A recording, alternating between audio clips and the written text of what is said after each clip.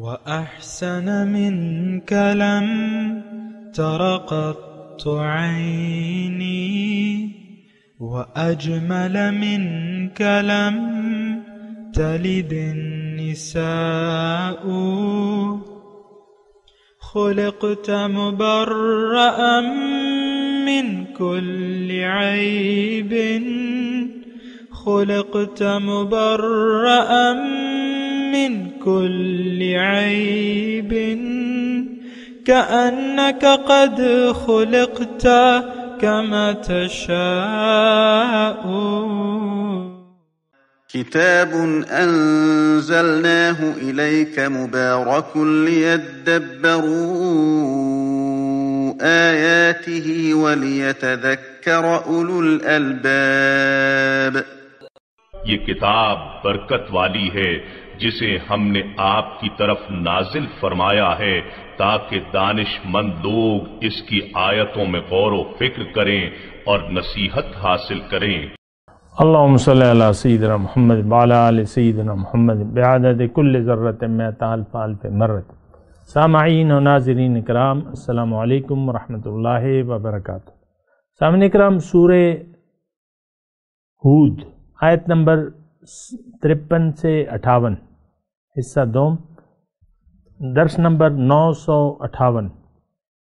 آج کا موضوع، کیا ہم اپنے رسول کی تعلیمات کو عملاً قبول کرنے سے انکاری ہیں؟ اس کے ساتھ ہی آج کے درس کا آغاز کرتے ہیں۔ سب سے پہلے گزشتہ درس کا اعادہ ہوگا۔ اعوذ باللہ من الشیطان الرجیم۔ پناہ مانگتا ہوں میں اللہ کی شیطان مردود سے۔ بسم اللہ الرحمن الرحیم۔ شروع اللہ کے نام سے جو بڑا مہربان نہایت رحم والا ہے۔ قالوا يا هود ما جئتنا ببينة وما نحن بتاركي آلهتنا عن قولك وما نحن لك بمؤمنين۔ وہ بولے، ہود تم ہمارے پاس کوئی دلیل ظاہر نہیں لائے، اور ہم صرف تمہارے کہنے سے نہ اپنے معبودوں کو چھوڑنے والے ہیں اور نہ تم پر ایمان لانے والے ہیں۔ سامعین اکرام، سورہ ہود آیت نمبر 53۔ قالوا یا ہود، کہا انہوں نے، اے ہود، ما جئتنا ببینۃ، آپ ہمارے پاس کوئی دلیل واضح لے کے نہیں آئے ہو، وما نحن بتارکی آلہتنا، اور ہم آلہتنا عن قولک، اور ہم صرف تمہارے کہنے سے اپنے معبودوں کو چھوڑنے کے لیے تیار نہیں ہیں۔ وما نحن لک بمؤمنین، اور ہم تم پر ایمان لانے والے نہیں ہیں۔ اسی بارے میں بات ہو رہی تھی سامعین اکرام گزشتہ سبق میں بھی، اور دیکھیں یہ آیت 100% ہمارے حالات پر منطبق آتی ہے۔ ہم نے اپنے پیغمبر کو ایسا ہی جواب دے دیا ہے، اور یہ دیکھیں خوشی کی بات نہیں ہے، بڑے دکھ کی بات ہے، بڑے افسوس کی بات ہے۔ ہم وہ قوم ہیں کہ جو یعنی قیامت تک ہمارے ذمے حضور صلی اللہ علیہ وسلم کا دین قبول کرنے اور اس کو اپنانے اور اس کو دوسروں تک پہنچانے کی ذمہ داری رہے گی قیامت تک۔ لیکن بات یہ ہے کہ دیکھنا یہ ہے، دیکھیں ایک آیت کو پڑھ کے آپ گزر نہ جایا کریں، آپ کوشش کریں۔ یہ آیت بھی ہدایت کے لیے کافی ہے کہ اگر آپ اپنا رخ زندگی بدلنا چاہتے ہیں تو یہ بات کافی ہے۔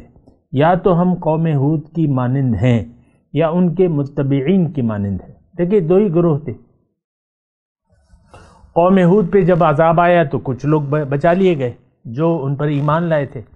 آیت نمبر 58 میں یہ مضمون آ رہا ہے، وَلَمَّا جَاءَ أَمْرُنَا نَجَّيْنَا هُودًا وَالَّذِينَ آمَنُوا مَعَهُ بِرَحْمَةٍ مِّنْهَا وَنَجَّيْنَاهُم مِّنْ عَذَابٍ غَلِيظٍ۔ بہرحال تو خیر میں آگے چلتا ہوں تھوڑا سا۔ اللہ اکبر۔ ان نقول الا تراک بعد آلہتنا بسوء، ہم تو یہ سمجھتے ہیں کہ ہمارے کسی معبود نے تمہیں آسیب پہنچا کر دیوانہ کر دیا ہے۔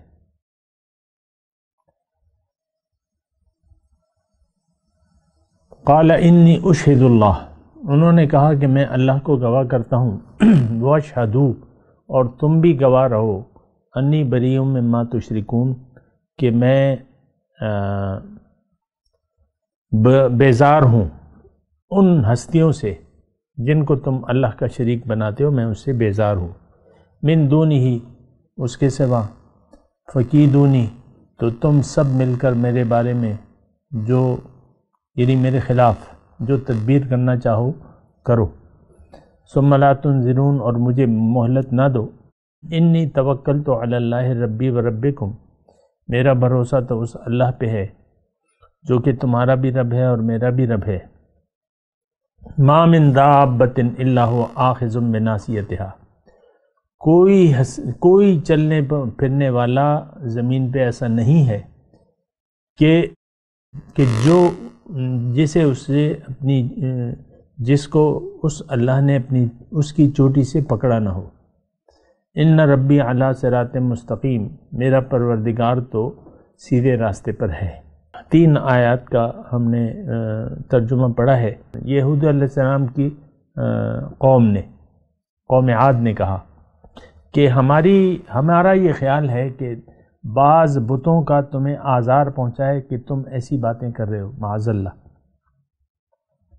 لیکن جب انسان کو حق پیش ہو اور وہ حق قبول نہ کرے تو اس کے دل پر اللہ تعالیٰ مہر لگا دیتا ہے اور اس کی سمجھ الٹی ہو جاتی ہے، جیسے کہ آج ہماری سمجھ الٹی ہو گئی ہے۔ دین کو کامل طریقے سے اختیار کرنے، اللہ کی طرف رجوع کرنے سے ہم یہ اپنے آپ کو بڑی مصیبت میں دیکھتے ہیں، جیسے کہ کفار مکہ نے حضور صلی اللہ علیہ وسلم سے کہا تھا، قرآن میں ہے، وَقَالُوا إِن نَتَّبِعُ الْهُدَى مَعَكَ نُتَخَطَّفْ مِنَ الْأَرْضِ او کما قال، اے محمد صلی اللہ علیہ وسلم، اگر آپ جو دعوت پیش کر رہے ہیں، آپ کی دعوت پر ایمان لے آئیں اور ہدایت کا اتباع کریں تو ہمارا تو نام و نشان مٹ جائے گا، لوگ ہمیں اچک لیں گے۔ ایسے ہی خیال ہمارا ہے سامنے کرام۔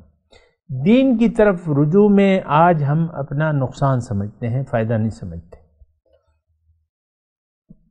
اور یہ جو آیت ہم پڑھ رہے ہیں، ان نقول الا تراک بعد آلہتنا بسوء، ہم دیکھ رہے ہیں تم تو ٹھیک ٹھاک آدمی تھے اور تمہیں کچھ ہمارے بتوں نے، تم سوچ رہے ہو ان کے بارے میں، ان کے خلاف بات کر رہے ہو، تو ان کا کچھ آزار یا آسیب یا آزار تمہیں پہنچا ہے تو تم ایسے معاذ اللہ بہ کی باتیں کر رہے ہو کہ سارے معبودوں کو چھوڑ کے ہم ایک معبود بنا لیں۔ اجعل الآلہۃ الہ واحدہ، حضور صلی اللہ علیہ وسلم کے بارے میں بھی یہ کہا کرتے تھے کہ اس نے ہمارے سارے معبودوں کو اکٹھا کر کے ایک معبود بنا لیا ہے۔ 360 بت تو انہوں نے خانہ کعبہ میں رکھے ہوئے تھے، ان سے وہ مدد مانگتے تھے، اسی طرح اور بھی تھے۔ تو یہ بات ان کی سمجھ میں نہیں آ رہی تھی کہ سارے معبودوں کو ہٹا کے ایک معبود بنا لیا۔ اسی طرح ہماری سمجھ میں بھی سامعین کرام یہ بات نہیں آتی ہے، ہم نے معبود بنائے ہوئے ہیں۔ آپ اپنے مستقبل کو دیکھیں، مستقبل کے ارادوں کو دیکھ لیں، اپنی توقعات کو دیکھ لیں، اپنی امیدوں کو دیکھ لیں اور اپنے منصوبوں کو دیکھ لیں۔ مختلف منصوبے ہیں آپ کے، یہ کروں گا، وہ کروں گا، یہ سب خدا ہیں، یہ ہماری ترجیحات ہیں۔ لیکن خدا کیا ہوتا ہے؟ ترجیح ہوتا ہے۔ ہماری ترجیحات بہت ہیں۔ اور یہاں پہ رک کے میں اپنے آقا محمد صلی اللہ علیہ وسلم کی ایک حدیث آپ کے ساتھ شیئر کروں گا، بہت پیاری حدیث ہے۔ من جعل الہموم ہما واحدا ہم آخرتہ کفی اللہ لجمیع ہمومہ، جس نے اپنی تمام فکروں کو یکجا کر کے ایک فکر بنا لیا، آخرت کی فکر، اللہ تعالیٰ اس کی تمام فکروں کے لیے کافی ہو جائے گا۔ اور جس پہ اس کی فکریں پراگندہ ہو گئیں، وَمَن تَشَبَّعَ بِهِ الْهُمُومَ لَا يُبَالِ اللَّهُ بِأَيِّ وَادٍ هَلَكَ،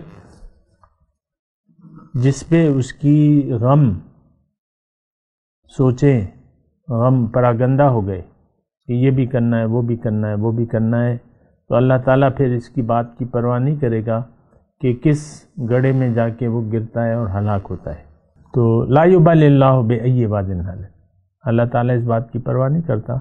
آج ہمارا جو مسئلہ ہے وہ یہی سامعین کرام ہمارا مسئلہ ہے کہ ہم غیر اللہ کو ہم نے اہمیت دے دی ہے۔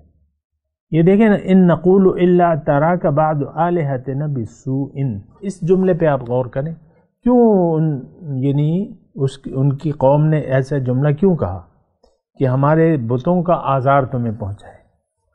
اور دیکھیں یہ بت جو ہیں، یہ اس بت کو تھوڑا سا غور کریں، بتوں کو وہ فائدہ دینے والی یا نقصان دینے والا سمجھتے تھے، حالانکہ یہ صفت تو اللہ تعالیٰ کی ہے، النافع الضار۔ ہمارا بھی سامنے کریں، ہمارا بھی نفع دینے والی اور نقصان دینے والی چیزیں جو ہیں وہ دنیا میں موجود ہیں۔ یہ کام کیا تو نقصان ہو جائے گا، یہ کام کروں گا تو فائدہ، فلاں آدمی مجھے فائدہ دے گا، فلاں آدمی مجھے نقصان پہنچا سکتا ہے، ایسی سوچیں ہیں مختلف۔ دیکھیں ہمارے بت ہیں، ہمارے سینے دل میں بت ہیں اور ان کی ہم پوجا کر رہے ہیں۔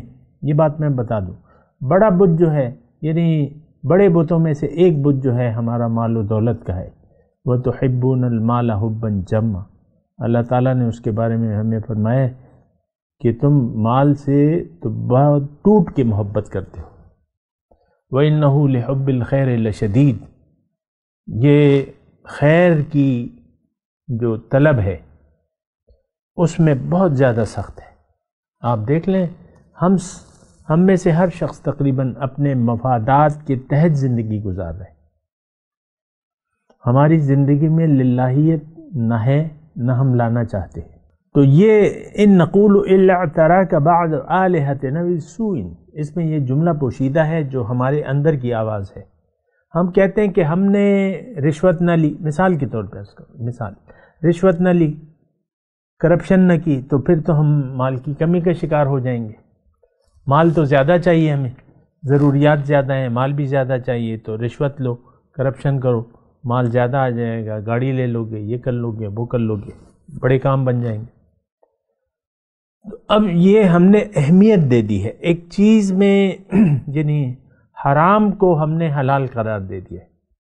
آج تو عام سارے مسئلہ تو یہی ہے کہ حرام جو چیز ہے اس کو ہم نے حلال قرار دے دیا ہے، اس کے لیے کوشش بھی کر رہے ہیں۔ لوگ نماز بھی پڑھتے ہیں، یہ کچہری جو ہوتی ہے نا ہماری کچہری، عام طور پہ تو مطلب یہ ویسے تو ہر ادارے میں کرپشن ہے اور جگہ جگہ ہے، لیکن یہ میں کچہری میں کچہری میں ایک مسجد بھی ہوتی ہے، تو وہاں مسجد میں پھر وہ سارے لوگ جو یہ رشوت اور حرام کھانے میں مصروف ہیں، جھوٹی گواہیاں دے رہے ہیں عدالتوں میں، وکیل جھوٹ بول رہے ہیں۔ وکیلوں کو تو جھوٹ کے بغیر کیسے نہیں بنتا سامنے کرا، یہ تو میں آپ کو بتا رہا ہوں۔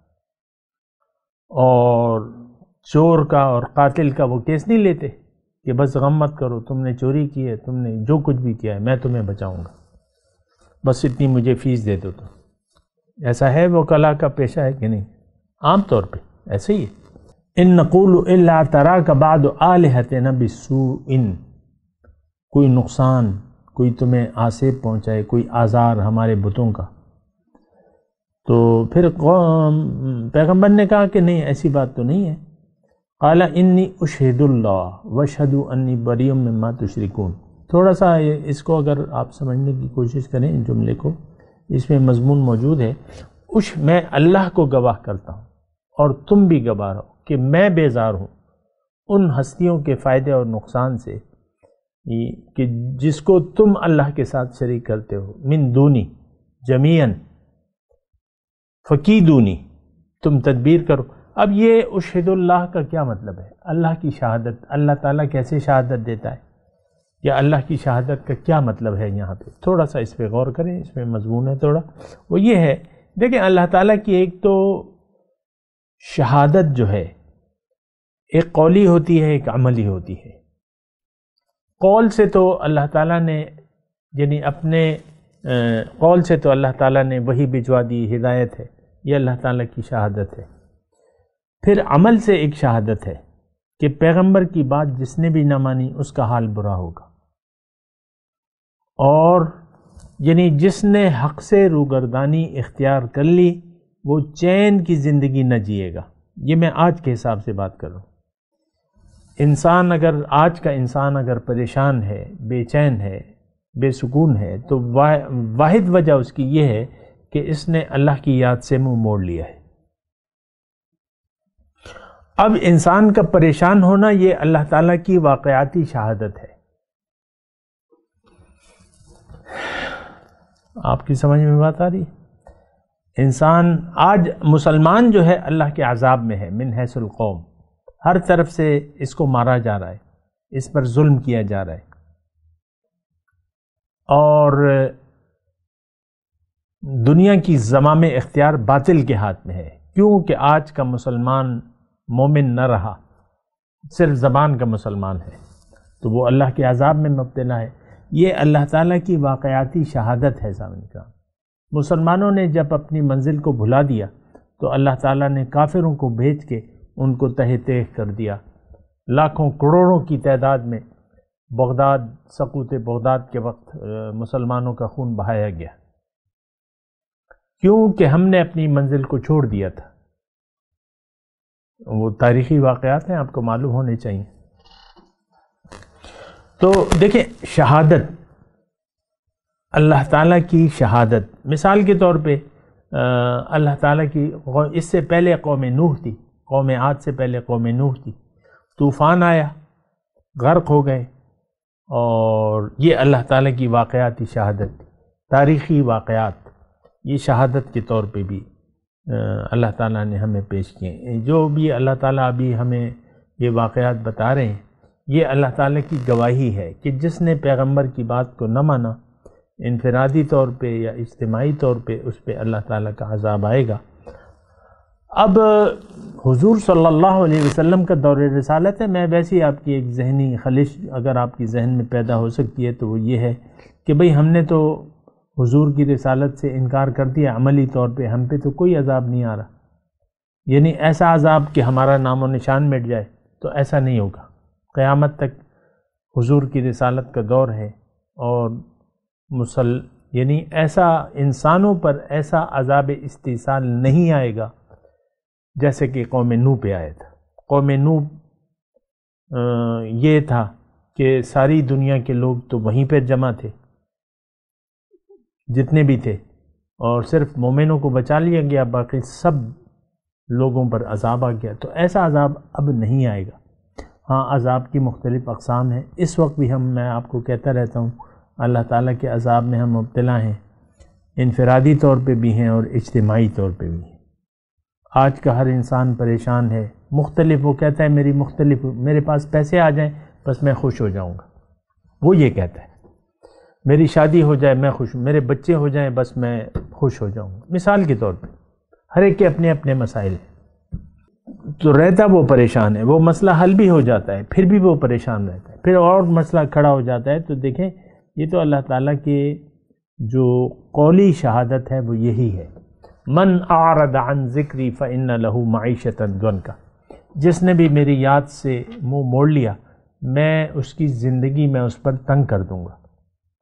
اور واقعاتی شہادت آج موجود ہے. مسلمان ذلیل ہے اور خوار ہے آج کے زمانے میں، کیونکہ یہ مومن نہ رہا، کیونکہ اس کی جماعت بکھر گئی ہے.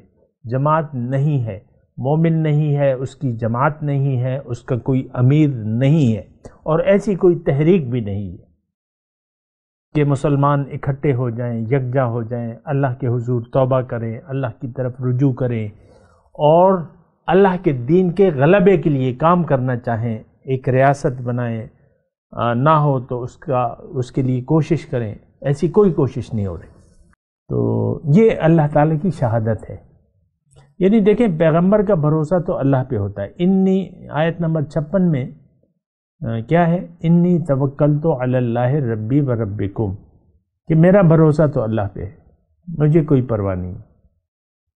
تم سے جو ہو سکتا ہے وہ کر چکو. میرے خلاف اگر کوئی تدبیر کرنا چاہتے ہو، سب اکٹھے ہو جاؤ مل کے.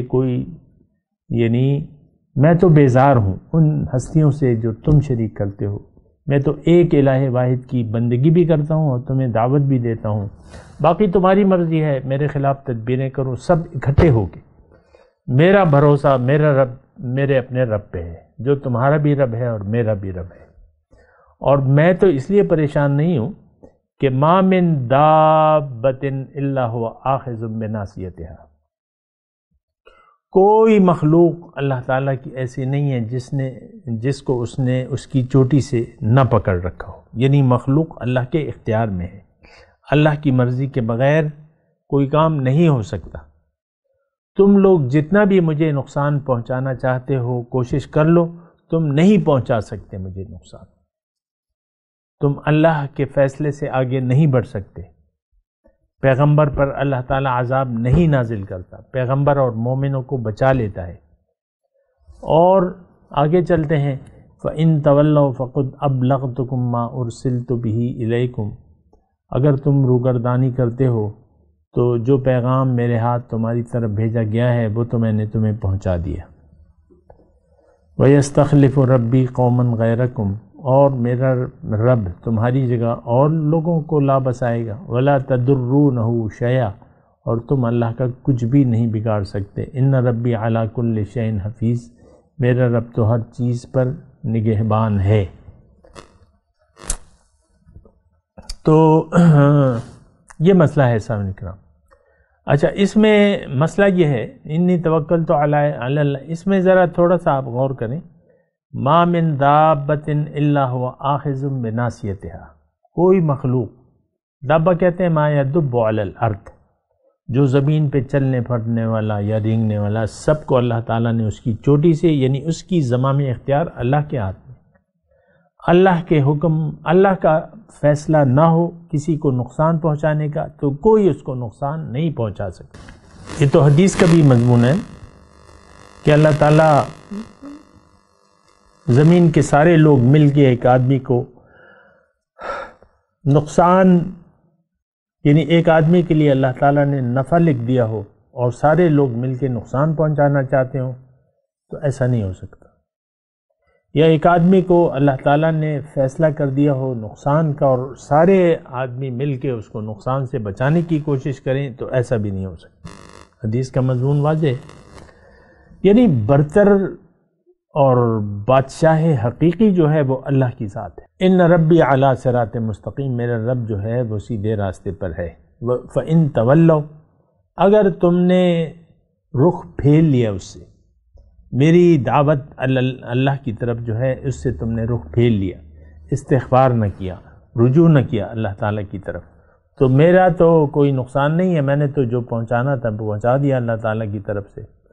تم نہیں مانتے تو اللہ تعالیٰ تمہارے بعد اور لوگوں کو پیدا کر لے گا، تم تو اس کو کوئی نقصان نہیں پہنچا سکتے میری بات نہ مان کے، اور میرا رب ہر چیز پر نگہبان ہے۔ وَلَمَّا جَاءَ أَمْرُنَا، جب آیا ہمارا فیصلہ اس قوم کی ہلاکت کا، نجینا ہودم والذین آمنوا معہ برحمت منا، ہم نے نجات دے دی ہود اور ان کے ساتھ جو مومن تھے اپنی جانب سے۔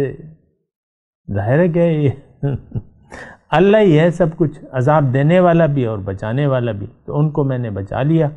وَنَجَّيْنَاهُم مِّنْ عَذَابٍ غَلِيظٍ، اور ان کو عذاب شدید سے نجات دے دی۔ وَتِلْكَ عَادٌ جَحَدُوا بِآيَاتِ رَبِّهِمْ، اور یہ وہی عاد ہیں جنہوں نے اللہ تعالیٰ کی نشانیوں سے انکار کیا۔ وَعَصَوْا رُسُلَهُ، اور اپنے رسولوں کی نافرمانی کی۔ وَاتَّبَعُوا امر کل جبار عنید، اور ہر متکبر اور سرکش کا کہنا مانا۔ وَأُتْبِعُوا فِي هَذِهِ الدُّنْيَا لَعْنَةً، اور ان کے پیچھے لگی رہی اس دنیا میں بھی لعنت اور قیامت کے دن بھی اللہ کی لعنت میں ہوں گے۔ الا ان عادا کفروا ربهم، دیکھو عاد نے اپنے پروردگار سے کفر کیا۔ الا بعدا لعاد قوم ہود، اور دیکھو پھٹکار ہے قوم عاد کے لیے جو ہود علیہ السلام کی قوم تھی۔ تو بہرحال یہ تھوڑا سا اس پہ کلام کرتے ہیں صاحب نکلام. وَتِلْكَ عَادٌ جَحَدُوا بِآيَاتِ رَبِّهِمْ. اب یہ دیکھیں آیت نمبر جو تھا 58، اس میں اللہ تعالیٰ نے تو مومنوں کو اور پیغمبر کو بچا لیا اور عاد علیہ السلام کی قوم کو تباہ کر دیا. اور یہاں پہ اللہ تعالیٰ تِلْكَ عَادٌ، اب عاد کی جگہ تھوڑا سا اگر آپ میری درخواست کو قبول کر لیں کہ آپ عاد کی جگہ اس وقت کے مسلمانوں کو لگا دیں تو یہ آیت بالکل ہم پر فٹ بیٹھتی ہے. جہدو بآیت ربہم، جہدو کہتے ہیں، ایک تو کفرو کا لفظ ہے، کفرو بآیت ربہم، لیکن وہاں کفرو کا یہاں لفظ نہیں آیا، انکار. جہدو کا لفظ آیا. جہدو کا معنی جو ہے وہ ذرا وسیع ہے کہ خود بھی یعنی ایک بات کو آپ خود بھی نہ مانیں اور لوگوں کو بھی اس سے روکیں جان بوجھ کے. دیدہ یعنی جہادو کا مطلب دیدہ دانستہ انکار. یہ میں نے جو پہلے معنی بیان کیا وہ ٹھیک نہیں ہے. معنی جو ہے دیدہ جہادو دیدہ دانستہ انکار. تو دیدہ دانستہ انکار وعصوا رسولہ، یہ دیکھیں 3 صفات ہیں. جحدوا بآیات ربہم وعصوا رسلہ واتبعوا امر کل جبار عنید. ہر متکبر اور سرکش کا یہ ساری صفات ہم میں موجود ہیں. قوم عاد کی ساری صفات آج ہم میں موجود ہیں. جحدو دیدہ دانستہ انکار. ہمیں یہ تو میں بھی گواہی دیتا ہوں کہ ہم اس وقت کے جو مسلمان ہیں قرآن کو اللہ کی کتاب مانتے ہیں، رسول کو محمد صلی اللہ علیہ وسلم کو اللہ کا رسول مانتے ہیں، اس میں مجھے کوئی شک و شبہ نہیں ہے، لیکن ان کی دعوت سے انکار ہے. اور یہی تربیت ابو جہل کا بھی تھا. وہ بھی کہتا تھا یا محمد انا لا نکذبک ولکن نکذب بما جئت بہ. آپ کو ہم جھٹلا نہیں سکتے بلکہ ہم اس تعلیم کو جھٹلا رہے ہیں جو آپ لے کے آئیں. یہی ابو جہل کے الفاظ آج ہم حضور صلی اللہ علیہ وسلم سے، اپنے پیغمبر سے عملی طور پہ یہ کہہ رہے ہیں کہ اے محمد آپ کو تو ہم نہیں جھٹلا سکتے، لیکن جو تعلیم آپ پیش کر رہے ہیں کہ استغفروا ربکم ثم توبوا الیہ اور ان اعبدوا اللہ ربی و ربکم، اس کو ہم ماننے کے لیے تیار نہیں ہیں. آج عملی طور پہ ہم سب یہی یک زبان ہو کے اپنے رسول کو یہ بات کہہ رہے ہیں کہ آپ کو تو ہم مانتے ہیں، لیکن جو تعلیم آپ جو دعوت پیش کر رہے ہیں وہ ہم ٹھکراتے ہیں، اس کو ہم ماننے کے لیے تیار نہیں ہیں معاذ اللہ. اور اللہ نہ ہمارا مقصود ہے نہ ہم اسے مقصود بنائیں گے. اللہ نہ ہمیں محبوب ہے نہ ہم عملی طور پہ اس کو محبوب واحد تسلیم کرتے ہیں. ہمارے تو بہت سے محبوب ہیں. وَعَصَوْا رُسُولَهُ، انہوں نے نافرمانی کی رسول کی. تو رسول دیکھیں، رسول کی نافرمانی تو آج بھی اس بات کو آپ جھٹلا نہیں سکتے کہ ہم اپنے رسول کی نافرمانی میں مصروف ہیں. بہرحال یہاں 58 نمبر تک میں پڑھ لیتا ہوں اور تلاوت کیجئے میرے ساتھ. اعوذ باللہ من الشیطان الرجیم، بسم اللہ الرحمن الرحیم. قالوا یا ہود ما جئتنا ببینۃ وما نحن بتارکی آلہتنا عن قولک وما نحن لك بمؤمنين إن نقول إلا اعتراك بعض آلهتنا بسوء قال إني أشهد الله واشهدوا أني بريء مما تشركون من دونه فكيدوني جميعا ثم لا تنظرون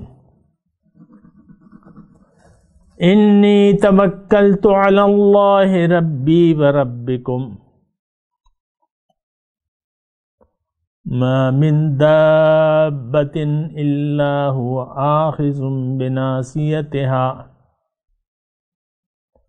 إن ربي على صراط مستقيم فإن تولوا فقل فقد أبلغتكم ما أرسلت به إليكم وَيَسْتَخْلِفُ رَبِّي قَوْمًا غَيْرَكُمْ وَلَا تَضُرُّونَهُ شَيْئًا إِنَّ رَبِّي عَلَى كُلِّ شَيْءٍ حَفِيظٌ وَلَمَّا جَاءَ أَمْرُنَا نَجَّيْنَا هُودًا وَالَّذِينَ آمَنُوا مَعَهُ بِرَحْمَةٍ مِنَّا وَنَجَّيْنَاهُم مِّنْ عَذَابٍ غَلِيظٍ۔ اب ان آیت کی تلاوت اور ترجمہ۔ اعوذ باللہ من الشیطان الرجیم۔ پناہ مانگتا ہوں میں اللہ کی شیطان مردود سے۔ بسم اللہ الرحمن الرحیم۔ شروع اللہ کے نام سے جو بڑا مہربان نہایت رحم والا ہے۔ قالوا يا هود ما جئتنا ببينة وما نحن بتاركي آلهتنا عن قولك وما نحن لك بمؤمنين۔ وہ بولے ہود تم ہمارے پاس کوئی دلیل ظاہر نہیں لائے اور ہم صرف تمہارے کہنے سے نہ اپنے معبودوں کو چھوڑنے والے ہیں اور نہ تم پر ایمان لانے والے ہیں۔ إن نقول إلا اعتراك بعض آلهتنا بسوء قال إني أشهد الله واشهدوا أني بريء مما تشركون۔ ہم تو یہ سمجھتے ہیں کہ ہمارے کسی معبود نے تمہیں آسیب پہنچا کر دیوانہ کر دیا ہے۔ انہوں نے کہا کہ میں خدا کو گواہ کرتا ہوں اور تم بھی گواہ رہو کہ جن کو تم خدا کا شریک بناتے ہو میں اس سے بیزار ہوں۔ من دونه فكيدوني جميعا ثم لا تنظرون۔ یعنی جن کی خدا کے سوا عبادت کرتے ہو تو تم سب مل کر میرے بارے میں جو تدبیر کرنی چاہو کر لو اور مجھے مہلت نہ دو۔ انی توکلت علی اللہ ربی وربکم ما من دابۃ الا هو آخذ بناصیتها ان ربی علی صراط مستقیم۔ میں خدا پر جو میرا اور تمہارا سب کا پروردگار ہے بھروسہ رکھتا ہوں۔ زمین پر جو چلنے پھرنے والا ہے وہ اس کو چوٹی سے پکڑے ہوئے ہے۔ بے شک میرا پروردگار سیدھے رستے پر ہے۔ فَإِن تَوَلَّوْا فَقَدْ أَبْلَغْتُكُم مَّا أُرْسِلْتُ بِهِ إِلَيْكُمْ وَيَسْتَخْلِفُ رَبِّي قَوْمًا غَيْرَكُمْ وَلَا تَضُرُّونَهُ شَيْئًا إِنَّ رَبِّي عَلَى كُلِّ شَيْءٍ حَفِيظٌ۔ اگر تم روگردانی کرو گے تو جو پیغام میرے ہاتھ تمہاری طرف بھیجا گیا ہے وہ میں نے تمہیں پہنچا دیا ہے اور میرا پروردگار تمہاری جگہ اور لوگوں کو لابس آئے گا اور تم خدا کا کچھ بھی نقصان نہیں کر سکتے۔ میرا پروردگار تو ہر چیز پر نگہبان ہے۔ وَلَمَّا جَاءَ أَمْرُنَا نَجَّيْنَا هُودًا وَالَّذِينَ آمَنُوا مَعَهُ بِرَحْمَةٍ مِنَّا وَنَجَّيْنَاهُم مِّنْ عَذَابٍ غَلِيظٍ۔ اور جب ہمارا حکم عذاب آ پہنچا تو ہم نے ہود کو اور جو لوگ ان کے ساتھ ایمان لائے تھے ان کو اپنی مہربانی سے بچا لیا اور انہیں عذاب شدید سے نجات دی۔ اس کے ساتھ ہی سامعین کرام آج کے درس کا وقت اختتام کو پہنچا۔ انشاءاللہ اگلے درس میں ملاقات ہوگی۔ وآخر دعوانا ان الحمدللہ رب العالمین۔ والسلام علیکم ورحمۃ اللہ وبرکاتہ۔ مولایا صلی وسلم دائما ابدا على حبيبك خير الخلق كلهم۔